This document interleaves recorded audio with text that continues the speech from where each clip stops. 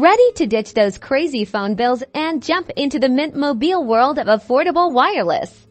Let's get your service activated in a snap. First things first, power down your phone completely, then carefully locate the SIM card tray. It's usually on the side or top. Use the SIM ejector tool that came with your phone or a paperclip to gently push into the tiny hole and pop the tray open.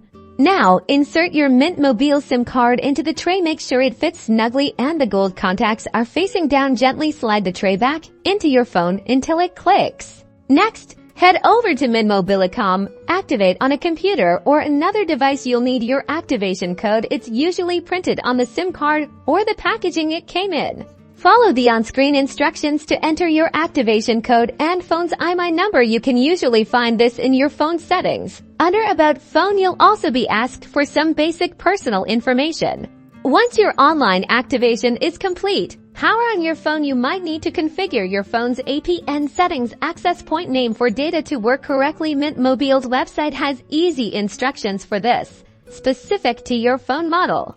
And that's it. You should now be connected to the Mint Mobile network. Make a test call, browse the web, and enjoy your new, budget-friendly wireless service.